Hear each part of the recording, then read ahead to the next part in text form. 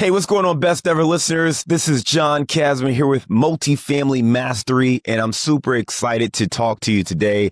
We got a great guest, but before I bring him on, I want to invite you to join me February 18th through the 20th for Best Ever Conference number 10. That's right. It's our 10th year doing the Best Ever Conference.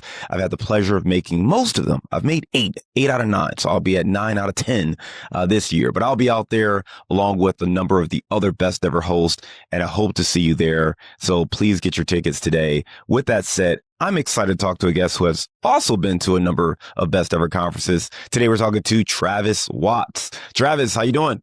Hey, John, I'm really well. Thanks for the invite. Glad to see you again. Absolutely, man. Great to see you. It's funny, we were talking in the green room, and the last time I saw you, we were chit-chatting about your book, which I've since then had a chance to buy and have it right here, Passive Investor Tips. So check that out. I know it's available on Amazon and some other places as well. But Travis, talk to us a little bit more about you, what you've been up to, and we'll obviously get into the book here in a little bit. Yeah, well, first of all, great to be back with the Best Ever audience, right? So for anyone that's not aware, I ran an episode here, a series rather, a couple hundred episodes under Best Ever. And then in 2023, I guess, launched the book that you just alluded to, which is kind of the highest rated and ranked podcast that came of that series put into a book form. So, still doing the same stuff. I wanted to dive on here because, I've done fewer and fewer podcasts after leaving Best Ever, but I think it's a very critical time right now for investors to think about multifamily and to fully understand what's been happening, what's going on now, and kind of what the forecast is. So I just wanted to hop on here and just let people know I'm still around, I'm still investing as an LP, and that there's some things you might want to tune into this year and into 26. Yeah, man. As well, obviously the market has shifted drastically over the last couple of years. Yeah. Some of the things that worked back then are not working today. Just talk to us high level, as an investor, you're an LP investor as well. Yeah. Talk to us about the last couple of years and what that's looked like for you. Yeah, I think the first message that I want to share with everybody, because there seems to be a lot of confusion and a lot of, negativity and news bias and recency bias, is that, yes, we just went through a market cycle shift. It was largely driven by the Fed and interest rates coming up, as we all know. So, but, to frame this and to be fair to investors and to asset types, it doesn't matter if we're talking about stocks, real estate, crypto, you name it, they go through cycles, okay? And so it's not an exact science, or else everyone would be extremely rich and wealthy as to how often these happen. But let's just say about every 10 years or so, an asset type might go through a cycle. So we were in an expansion, growing bull market in real estate in general from, let's call it 2012 to 2022, okay? So and I was investing through all of that time, but I was also investing before that when the markets were in decline in 2009 and whatnot. So we had our solid 10 years, roughly speaking, depending on how you measure that. And then we went through the contraction phase, and that's what we've been going through since rates started coming up in 22. So if you think about it, if we count the latter part of 22, and then 23 and 24 and 25, we've been in like this down cycle for 3.5 years, give or take. And it's been challenging to everybody, to myself included, as an LP who subscribes to the dollar cost average philosophy, who subscribes to the buy the dip philosophy, who subscribes to the I can't time the market perfectly, but I'm just going to continue investing through these cycles. And I'm happy to get into the weeds with you about the pluses and minuses there. But the takeaway I want to paint with that market cycle is that we're now moving into the recovery phase. And debatably, this is the best time to get in. It would kind of be like buying an index fund in the stock market in 2010. It's scary out there, and things have just dramatically fallen, and there's a lot of negativity, but that's a heck of a time if you have a longer term outlook, to start averaging in at least. Yeah. So recovery phase leads to another expansion phase. Another expansion, again, can go on for years and years, and then we go back into a contraction phase. It's just healthy if you think about it. 2021 was kind of the blow off top for a lot of asset classes, including real estate. And we were seeing double-digit rent growth and stuff like that. That's not normal. Okay, that was a red flag to me. It was a red flag to a lot of people. We didn't exactly know how that was going to play out.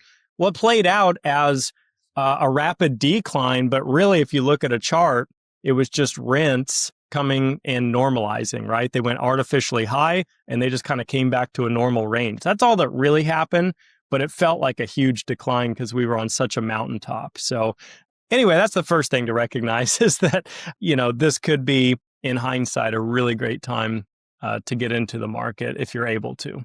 Yeah, Travis, you talked about just the cycles, and recognizing that, hey, cycles, whether it be a 10-year cycle or whatever you subscribe to, the reality is this is part of, economics. This is part of investing.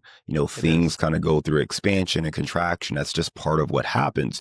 When it's you, though, and it's your money and you're an investor and you see it going great for, 10 years and then all of a sudden, the merry-go-round just kind of stops. It doesn't feel like that, right? It doesn't feel like, oh, this is just part of the normal process, right? And I know a lot of LP investors are really disappointed right now, really angry to an extent right now, where they feel like maybe operators have, not done a good job or misled them. And, there's a lot of disappointment that some folks have. You talked about investing through the cycles. Can you just talk more about that philosophy and maybe give some words to that investor, that LP investor who maybe isn't where they want to be with their investments right now? Sure. I'm happy to share a real example here. So let's go from, it was around 2015 that I became a full-time limited partner investor. I left doing single family homes and fix and flips and Airbnbs and do-it-yourself stuff into this more commercial route, mostly multifamily, other asset types as well. So I'll paint this picture as real as I can because I have been investing every single year since then in this asset class. Whereas there's a lot of folks who have been trying to time this market ever since 2015. I have heard literally every single year, this is the top, this is the end, we're about to go down. It's 2016, it's going to be a disaster. And then boom, the markets are up, right? You missed out. So this is kind of how it went. I'm not going to use my exact portfolio numbers for privacy's sake, but I'll use an example everyone can follow. If I had $1 million invested in 2015 in multifamily syndications and I was adamant on just reinvesting every single year, well, first of all, I did double my portfolio between about 2015 and 2020. So let's just use that $1 million example and say, okay, it's $2 million in 2020. Well, in the last 5 years, going from 2020 through today, I would say if I had to put a percentage on it, about 30% of my portfolio has been compromised. And what I mean by compromise is either paused distributions, capital calls, foreclosures, forced sales, like bad stuff. Now, some of those deals are inevitably going to make it, but it's been challenging. But let's just be conservative and say none of those deals are going to make it. I'm going to lose 100% of my money on 30% of everything I have. Okay. Well, if you run the math, starting from that $1 million, and even considering if I lost all 30% of these compromised deals, I would still be up to approximately 1.4 million in that portfolio.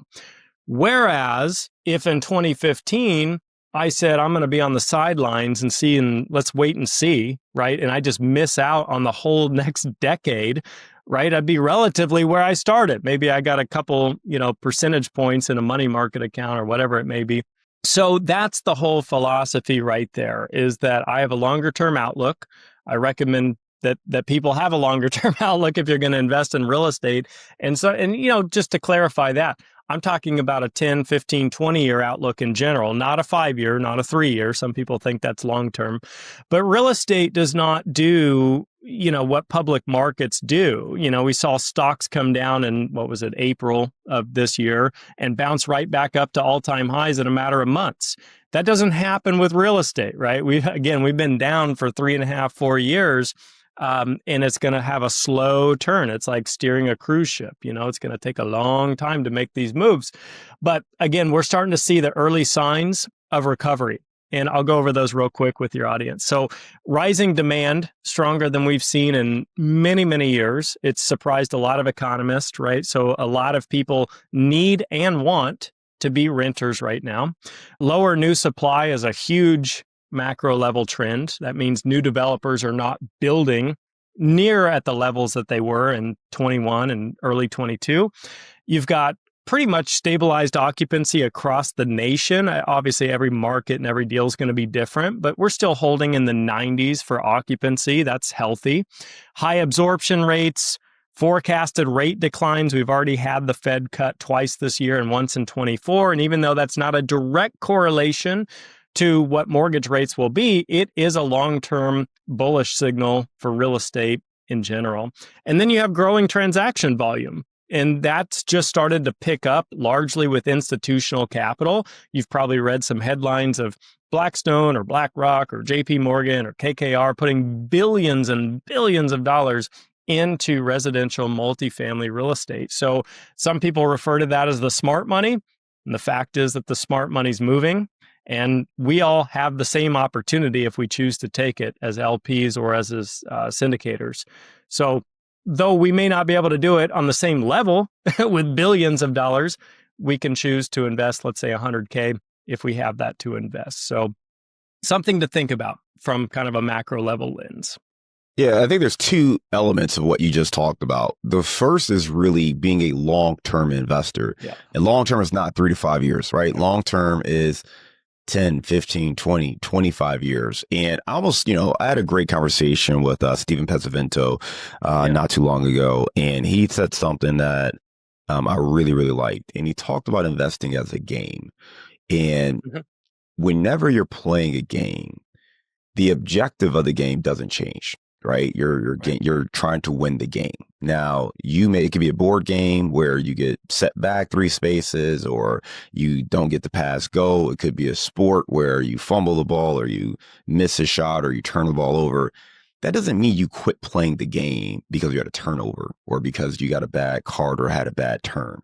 Yeah. And I think so many people, when they think about investing, they look at it whereas they lose the focus on the big picture. They lose the focus on the long-term outcome, the game they're trying to play, and they're trying to time it. Or they try real estate and, that deal didn't work out, so they now don't want to be in real estate anymore. They try syndication, that deal didn't work or this didn't happen, and now they want to do something else. The focus has to be on your long-term vision. What are your goals? And if real estate can help you achieve those goals, you keep playing the game. You may have to change your strategy. You may have to adjust certain things for sure, but there's going to be times where things go great and there's going to be times where things are a bit of a challenge. And for you to recognize that and double down when there's great opportunity, that's what sets great investors apart. And the thing I love about what you talked about is you invest through the cycles. It's not about timing the market. It's not about waiting for there to be an optimal opportunity. And I would tell you, I mentioned the best ever conference. One of the things that I heard, years ago, like maybe 4 or 5 years ago when I would go to the event, is people would always talk about dry powder. And I got to tell you, it pissed me off because I hate the mindset. If you are uber rich and you're just doing this for fun or for, whatever, great. By all means, sit there with dry powder and wait to deploy it when you can. The reality is most people listen to this, most investors, they still have goals that they're striving for. They're investing to create a lifestyle or improve their lifestyle. You cannot afford to just sit and wait and cherry pick opportunities, right? That's like playing a game, like playing a sport and saying, hey, I'm only going to shoot when it's a layup. Really? You're just not going to shoot the ball if it's not a wide open layup. Like it's just asinine, right? Like you have to take opportunities and take chances, take mitigated risk, right? But you still have to go out there. And that notion of just sitting on the side and waiting, I just think it's a terrible mentality for your average retail investor. For most of us, the better solution is to go out there, continue to invest through the cycles as you've articulated, and find the opportunities. Because if you're doing that, yes, you're going to have some great deals that work. You're probably going to have a couple deals that don't pan out as well. And this is the thing that gets lost in the sauce because people don't like to talk about the deals that didn't work, right? You mentioned having 30% of the portfolio in this fictional, environment, but that's part of it, right? That's part of any game. Like no one has a perfect game in life and investing. And if they do, they're probably not investing the right way to really change their life and create the opportunities they're looking for. So absolutely love that notion of that mindset. The second part, though, you started talking about the actual cycle and why you felt like now the recovery cycle is an excellent time. You talked about where rates are from the Fed standpoint. You talked about, the absorption rates. You talked about new supply. You talked about some of these different factors which have maybe impacted the last few years, but are creating opportunities moving forward. It sounds like you are bullish on multifamily for 2026 and beyond. Can you elaborate and share why you're so bullish on the opportunity? Absolutely. And it really comes down to those macro level trends, really. So if I go back to 2015, as we mentioned, that's when I became a full-time LP doing this for the first time. I'm starting to see deals arguably as good as they were in 2015. And what I mean by that is stronger cash flow, a better basis, buying below replacement costs, higher quality vintage is kind of a weird curveball I really didn't necessarily see coming. And, so a lot of institutions and operators and just LPs are interested now more than ever in a Class A product, where before it was so overpriced in general, in my opinion, that it hardly cash flowed. There wasn't much of a business plan. It was just kind of a sit and wait strategy. And now it can make a lot of sense if you can pick up Class A, not have to turn units, the market recovers, rates come down. I mean, we've got a deal like that out in Orlando. And so it's just been a shift in a lot of interesting ways. And I would say arguably this cycle, if we look at the stats and the facts, has been tougher than '08, '09, and '10. Because, first of all, that bottoming out didn't really last that long. Things were coming down in 9 and 10, but by 11, they were kind of bouncing back. And, again, 2012 to 22 was kind of a nice bull run.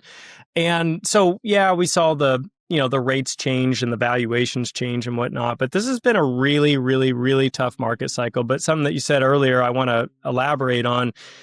When investors are stock focused, I think a lot of people subscribe and do dollar cost averaging. If you go buy a company you like and that you want to own and it falls 20%, you're probably going to buy more of it, right? But when it comes to these private placements in real estate, very few investors do that.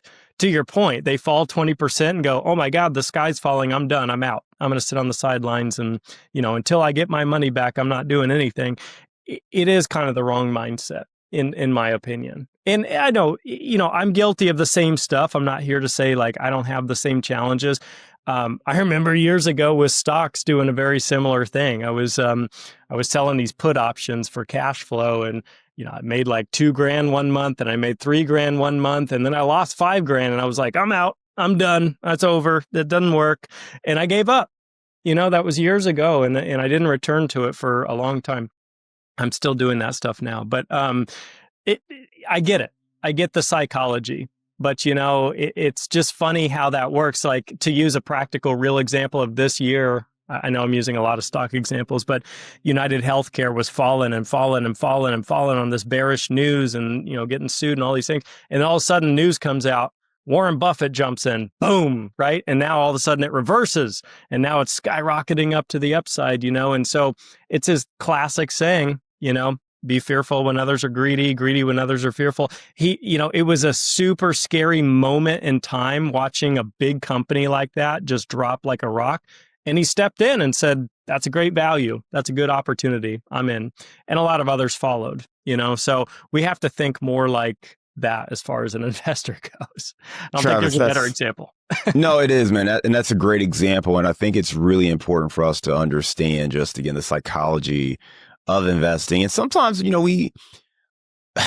it's so easy to lock in on the investment and the returns that we don't really think about ourselves as an investor and understand our investor psyche and mindset and really look in the mirror and say, hey, you've got to be able to weather through some of this, right? There is a little bit of resilience that's necessary in order to grow as an investor, to have the confidence to continue moving forward, especially once you have a deal that doesn't pan out or go as according to plan. Hey, we're going to talk to you in a second about your book, Passive Investor Tips. But before we do that, I want to give you a quick word from one of our sponsors. All right, we're back here with Travis Watts. You wrote this book, Passive Investor Tips. We joked about it at the last Best Ever we saw each other, right? So great book. And I know a lot of the information from this book came from conversations you had right here on the Best Ever series podcast. Talk to us about really what sparked you to take those conversations and put them into the book form. Yeah, quick backstory real quick is I had a co-host when I first joined Best Ever, Theo Hicks. So it was he and I doing these long-winded 45-minute to 1 hour long episodes. And we did a lot of those, probably 100. And then we collected feedback. When we wrapped up that series, what did the listeners like? What did they not like? How can we improve? And one common theme was we like when you do shorter episodes and get right to the point and give as much practical advice as you can.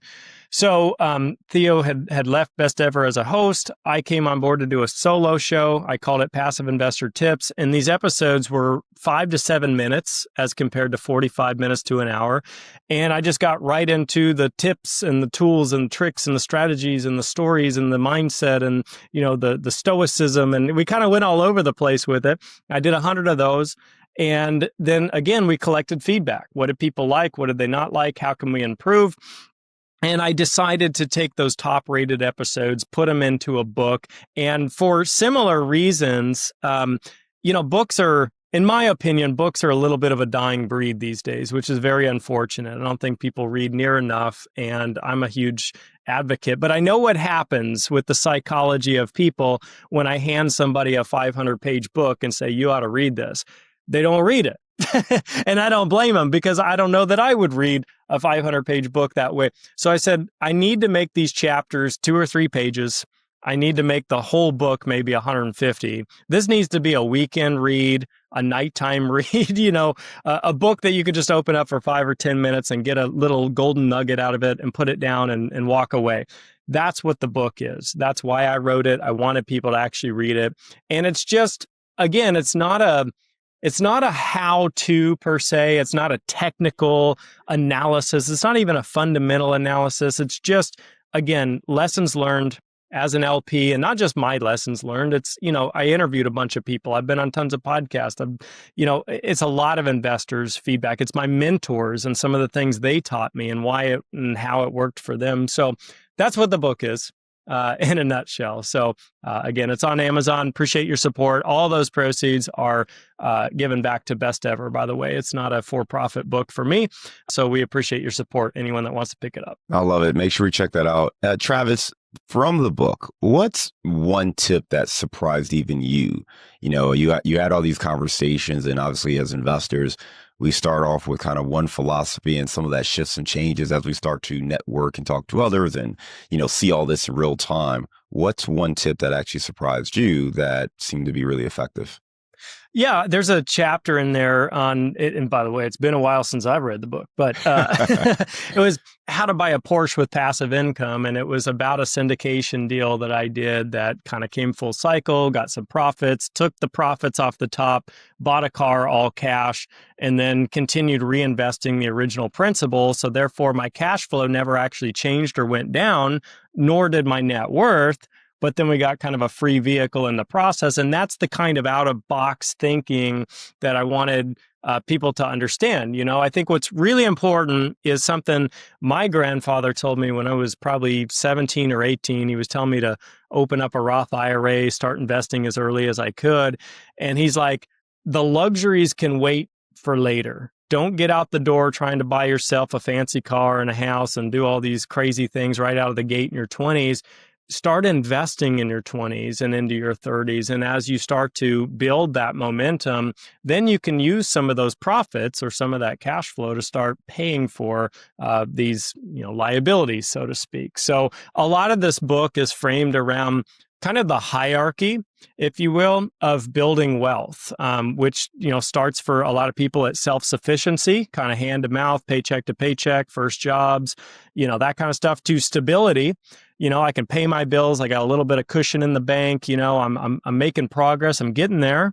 To flexibility, which is like, hey, if I want to quit my job, I can. If I want to take a 6-month sabbatical, I can afford to do that. Or if I want to move to part-time work or maybe retire a spouse, this is more of that flexibility in life. And then my bread and butter that I teach is the financial independence, when you can actually live off your investments. And whether that means, in the stock world, the 4% rule and, pulling out a withdrawal rate, or whether it means cash flow, which is what I do, and living off of actual passive income to support your lifestyle. Above that is one more tier, as I frame it, financial abundance. And we see that play out with a lot of the mega wealthy, super rich billionaires. You have such abundance that realistically you can never spend this money, right? You're just, again, to use the Warren Buffett example, it's like he has so much money and he lives such a modest lifestyle. Like there's no chance, even if he wanted to get fancy today, he could ever get rid of that much money, spending it on himself, So I don't teach that for reasons of I haven't achieved it. So I don't want to teach people something I haven't done. But I think financial independence for most people is very viable. And it may take you 5 years, 10 years, 15 years, 20 years. It depends on your strategy, your job, the money, your savings rate, your discipline. There's a lot of factors. But I do think, it's achievable for a lot of people. No, I love it because, listen, ultimately, what I've realized is very few people love real estate. Everyone loves what real estate can do, right? But I don't meet very many people who get excited about being a landlord or, flipping houses. Certainly some people like the design aspect, but, it's not something that people tend to be really passionate about, but they recognize the value and the impact it can have on them, their family, the causes, their community, just the ability to have more control over their life. But it does take the right mindset. And that starts early on, right? To sacrifice, to save, to invest, to forego maybe some of those luxuries so that you can start to build up the pipeline, the cash flow, start generating some wealth. And then that opens up the doors to what you can create. I want to go back to investing for all of our listeners here, right? So you're an LP. I know you've done a lot of work talking to other LP investors as well in kind of an investor relations role.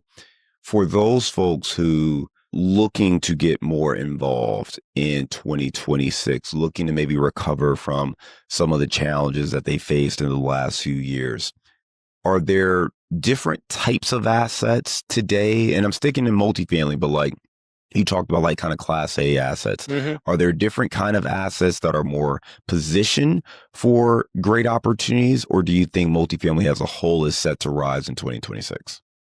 Yeah, I think most operators and GPs were on an offensive mode for a long time. In the last 3 years, it's switched to a defensive mode. And I think that really kind of shows you the whole picture, right? Because virtually everybody had a perfect track record till 22, So you're seeing it all the time, people flaunting this like, never had a capital call, never lost investor money, never had a foreclosure, whatever. And now it's like we're starting to see what they've been able to do in the last 3 years. Did they end up losing deals or loan modifications or, capital calls or whatnot? So I would say pick a strong operator who's been successful on both sides of that coin, right? The offense and the defense. You want to make sure they're in it to win it. They're in it for the long term. There's a lot of people that got sucked into this industry in hopes of getting rich quick, right? They thought they saw 10 people making these big returns on multifamily and thought, well, we'll slap some lipstick on the pig and we'll flip this thing and we'll get in and out in 18 months and be done and make a profit. Don't look at operators like that. You want the ones that are truly trying to, again, like I'll use Ashcroft as an example with Joe Fairless. So we're a vertically integrated group. We have our own property management. We have our own construction management. We have our own procurement process and, custom materials made overseas, shipped to our warehouses. Like we've built out this like mini Amazon platform for ourselves because we see a long-term future in being operators in the space. This is not one of those like, oh yeah, I went through that fad for 3 to 5 years and now I'm over here doing flipping mobile homes or something. We're going to stick it out with value add real estate. But the game's changed. We're still in that defensive sector. There's less of the complete value add out there. Again, if I go back to 2015 and think about some of the deals I was in, it was like, here's a 400 unit 1980s product and none of these have been renovated and it's a mom and pop owner. You're seeing a lot less of that and a lot more of some other syndicator had it and they renovated 100 of those units and then they're losing the deal and now we're buying it at a discount. We got 300 more to flip, that kind of model. So one thing I would consider as an LP, and I do consider, is that from 2015 to 2020, rates were relatively flat. They kind of came up a little, they kind of went down a little, but like ultimately they kind of did nothing. And we were making, on average, no specific operator named here, 20% annualized returns for the most part. So double your money in 5 years kind of strategy. And then rates came up and that kind of ruined the whole model temporarily. But now think about it. If you can get a cash flowing deal at a high interest rate and then rates come down, you may have an opportunity to refinance that deal for stronger cash flow or recapitalize that deal or sell that deal early. It could be a golden opportunity if you buy right from the get-go, maybe a below replacement cost deal that cash flows, and then the outcomes could be potentially even more lucrative than what we saw in that 5-year span. So really think about that too as a macro level trend. Yeah, I think it's great feedback there, Travis. The other thing too is, with real estate, it's always local as well. And I know in some markets, you've had more ebbs and flows. Some have been a little more consistent. We're in the Midwest primarily. So yeah, for the most part, our markets have been more stable, I'll say. Yeah. Partially because we didn't have the same run up in new supply. Yes, developers 100%. Didn't run up here and, create everything new like they did in maybe some of the Texas and Florida and Colorado's and some of the Arizona markets, right? So that's a benefit. But I do think it's important to understand the strategy for your market. You talked about selecting strong operators, those who've played offense and defense well. What are some good questions we need to be asking to identify those strong operators? Yeah, I don't think it's a black and white answer. Like it's not one of those things where if I ask you a question, like, I don't know, have you ever lost LP money? And you say, yes, I have. That I go, oh, not investing with you. Thanks. You don't treat it that way. You want to learn the story. Like what happened? What did you do as an operator? And if it's justified, it's justified. Like there's been so many questions. People have come to me because a lot of people know a lot of the deals that I'm in, and they'll say, there's a capital call. Are you going to participate? Do you think this is a good idea? Or I'm angry or upset or whatever. And I'm like, look, the way I see it, it's a courtesy and it would be, who of the GP to offer the LPs the opportunity for a cash call if it makes logical sense. We had to do one, it was 5.5% to do a refinance so that we could hold a property through the bottoming out of the cycle. So is that good money chasing bad? I see it as good money chasing good because it's ultimately going to make that property cash flow again. It's going to stabilize the portfolio. It's going to avoid a forced sale. So do I want to put in a little extra capital to, see this investment through and have a good chance at being profitable? Yes, I do. On the other hand, if it's like, hey, we don't really have a game plan, things are really nasty out there, we're going to do a 50% cap call and I don't know, hopefully we make it to the other side. No, I'm probably not going to do one like that, So you need to kind of learn the story and what did the GPs do? There's a multitude of things they can do. Slashing their fees and whatnot, offering you new opportunities at no GP promote.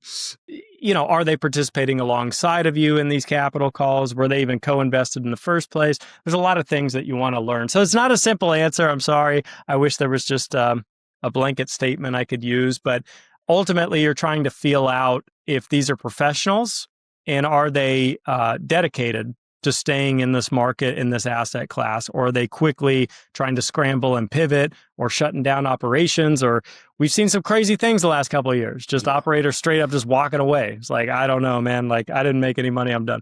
So obviously you want to look for those kinds of red flags. Yeah, and what you're getting at is right. We're trying to understand the character and competence of the operator, Right. because you hear people say, bet on the jockey, not the horse, right?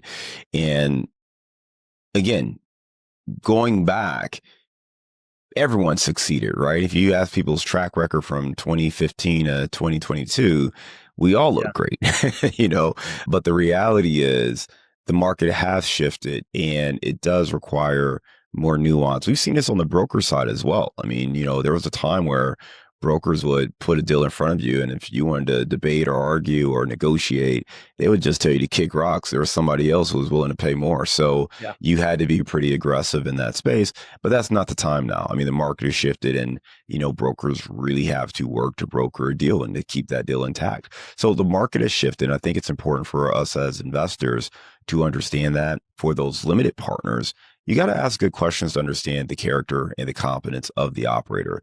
If you have those situations, how did you handle it?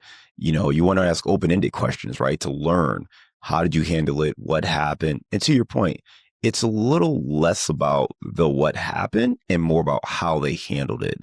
What did they do? What was the plan? And to your point, a capital calls, no operator ever wants to have a capital call, but there is a difference between, here's the plan. By doing this capital call, it's going to allow us to reduce our interest rate, which allows the cash flow. Everything else that the property is operating, we're already at 95% occupancy. We don't have, major CapEx projects. It literally is an interest rate issue. That's different than, the property's only at 75% occupancy and, we're just bleeding money left and right. So we want to raise more money to pay some of these bills, right? Because that doesn't solve the underlying problem.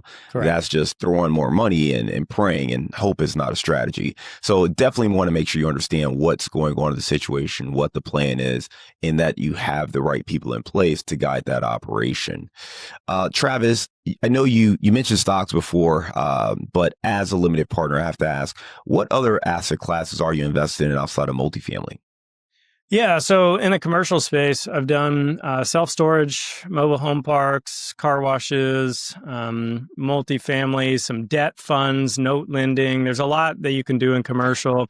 As far as stocks, some REITs, some high dividend paying BDCs, selling cash covered puts. I mean, I'm not going to go down a rabbit hole on all these strategies, but the point is that it's funny when I look at my portfolio at any given time, any given year.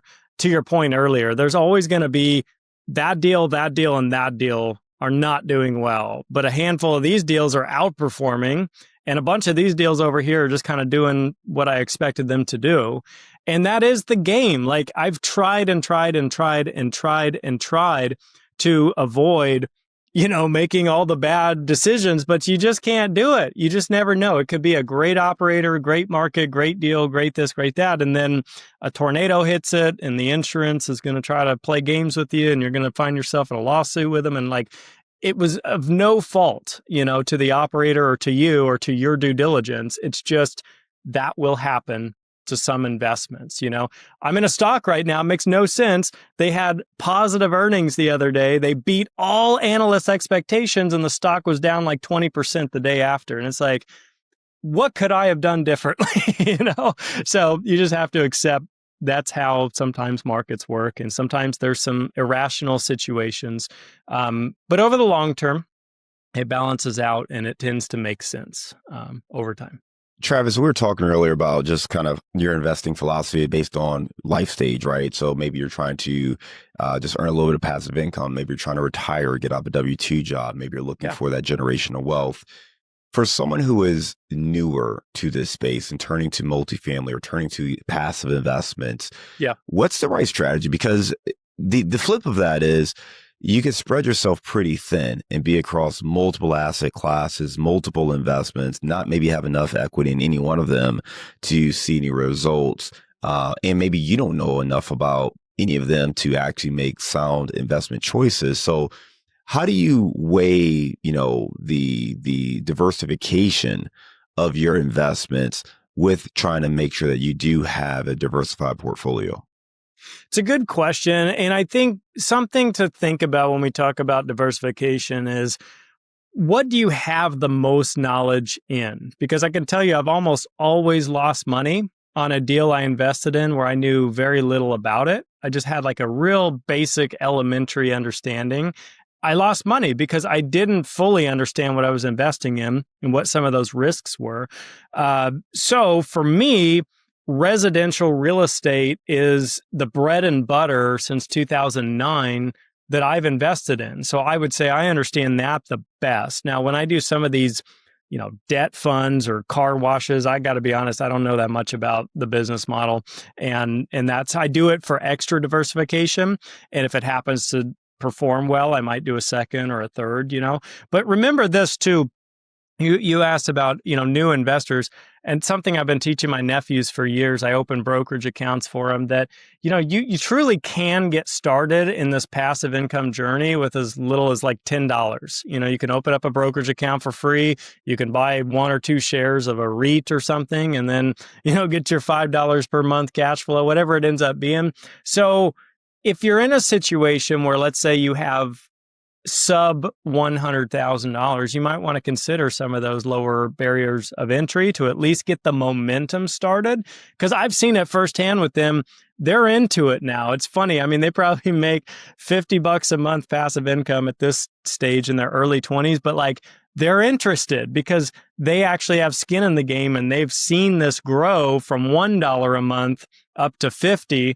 And now they're motivated to save money and to keep investing. So something to think about. I think that the game that I play and these syndications and commercial and all this stuff, if you get to a point where you could meaningfully put, $1 million to work, it can start to change lives at that point. If you think about the example of a 10% return, just to use that as an example. Well, if you only have $10,000, that's like $83 a month. That's not exactly life-changing money.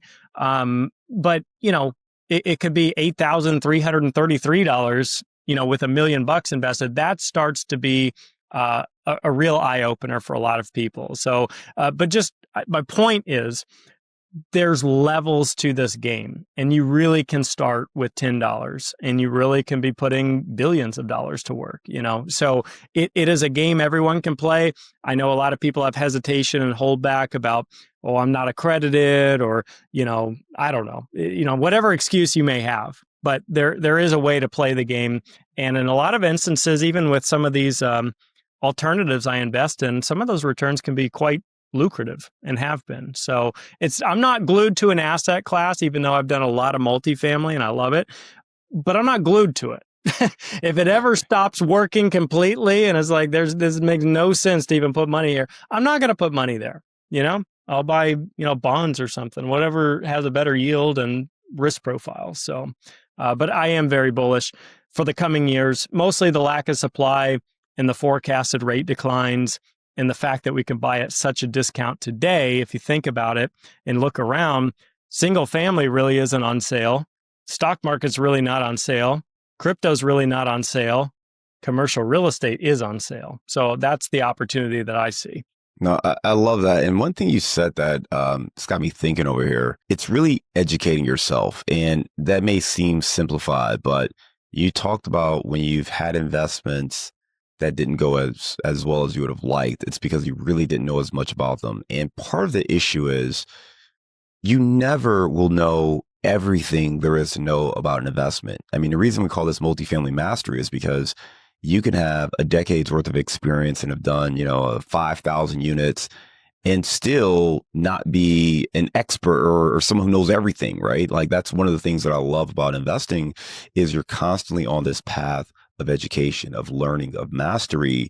And you only get there by continuing to invest in yourself, talking to others, reading, understanding trends, just really staying plugged in, but you're never going to master it. So on one hand, make sure you educate yourself so you know about the investment.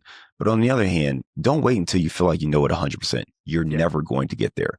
Get about 80% there and understand the risk, understand what can go wrong, one question I love to ask, and I tell LP investors to ask, whether they're talking to me or someone else, is ask what would need to go wrong in order to lose money on this deal.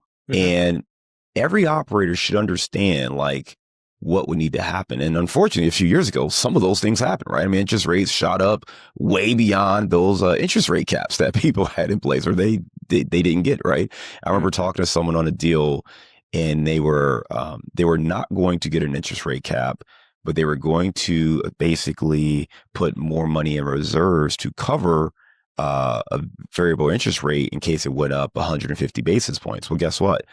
The rates shot up way more than 150 basis points, and we actually did get the cap. So we were okay on that deal, but I was not going to invest in that deal if we did not get the cap. So it ended up working out. But it's things like that where you can have all of the conservatism built in, but you still need to at least understand, hey, what needs to happen? And then if this happens, how are you going to navigate it? So you're never going to know everything 100%, but get about 80% there, understand where the risks are, and that's going to save you more times than not. So it really just, it's all about make sure you understand the investments, listening to folks like Travis, checking out his book, podcasts like this, continue to educate yourself. But ultimately, you have to take action. You have to play the game. If your goal is to develop, more financial freedom, financial independence, generational wealth, you have to be active. You cannot sit on the sideline with dry powder, waiting for the perfect time. The reality is by the time you figure out the timing is right, it probably has already passed. So stay active, invest through the cycles. That's one of the biggest things I'm going to take away from our conversation today. Travis, last question for you, man. If you could go back 5 years and give advice to Travis then, what advice would you give him? I would, you brought up a great point with these like interest rate caps and stuff like that. So I'll be brief because I still have investments with both types of groups. The type of group that put long-term fixed rate debt on the property from day one and said, we may not sell for say 20 years, we don't know. And the group that did the adjustable with the cap that said 3 years, we're going to exit. And then 5 years later, we're not exiting or we are at a loss.